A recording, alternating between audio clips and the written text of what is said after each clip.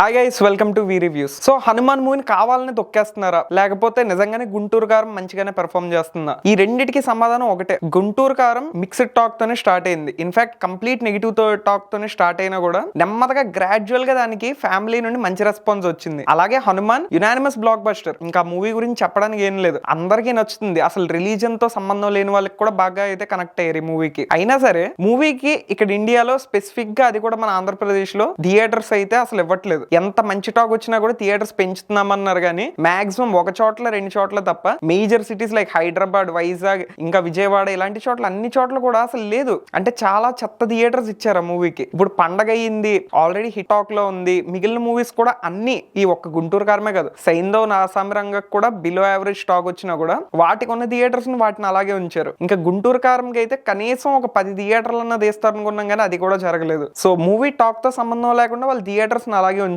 అసలు దీనికి రీజన్ ఏంటి? సో ఫస్ట్ ఆఫ్ ఆల్ మనం హనుమాన్ సైడ్ నుంచి కానీ చూసామంటే ఇది కంప్లీట్ ఒక అన్యాయంలో అనిపిస్తుంది మనకి. ఎందుకంటే వెల్ డిజర్వ్డ్ మూవీ అది. ఇప్పుడు ఒక ఫ్యామిలీతో వెళ్ళి హ్యాపీగా ఎంజాయ్ చేయాలి సంక్రాంతి కంటే హనుమాన్ మూవీ నెంబర్ 1 ఆప్షన్. అలాంటి ఆప్షన్ ఉన్నప్పుడు ఒక 70% స్క్రీన్స్ ఆ మూవీకి ఇచ్చేయాలి. ఇప్పుడు ఆల్రెడీ 3 మూవీస్ కూడా పెర్ఫార్మ్ చేసిన విధానంగా చూసామంటే వీటన్నిటికీ కూడా బిలో యావరేజ్ టాకే. ఇలా టాక్ వచ్చినప్పుడు ఏం చేయాలి? వీటిని తగ్గించి ఈ మూవీకి ఎక్కువగా పెంచాలి. అలా పెంచకుండా ప్లస్ ఉన్న స్క్రీన్స్ ను కూడా కొన్ని వాటిని మళ్ళీ గుంటూరు కారంకి ఇచ్చారు హనుమాన్ కి. ఇది నిజంగానే జరిగింది. ఇది కొంతమంది ఫేక్ అన్నా కూడా ఇది ఇన్ఫాక్ట్ నిజంగానే ఇదైతే జరిగింది. ఉన్న స్క్రీన్స్ పీకి ఇప్పుడు నెగిటివ్ టాక్ వచ్చినగా గుంటూరు కారంకి ఇచ్చారు. సో ఇప్పుడు ఇది ఎంతవరకు కరెక్ట్? ఇది సో ఇప్పుడు బిజినెస్ పాయింట్ ఆఫ్ వ్యూ లో చూసినా కూడా వాళ్ళు చెప్పిన ప్రామిస్ కి, వాళ్ళు చెప్పిన 14th కి వచ్చిన, ఇన్ కేస్ ఇప్పుడు మనకి దిల్ రాజు గారు చెప్పారు ఎలా అంటే 12th కాకుండా 14th మనం హనుమాన్ మూవీ గాని రిలీజ్ చేసామంటే ఈ మూవీకి ఎక్కువ థియేటర్స్ దొరుకుతాయి అన్నారు. ఇవాళ డేట్ గానీ చూసామంటే 19th. సో ఇవాళ one of the point of view లో, ఒక వైజాగ్ పాయింట్ ఆఫ్ వ్యూ లో చూసామంటే ఇక్కడ మనకి complete theatres, main top theatres like melody, Jagadamba,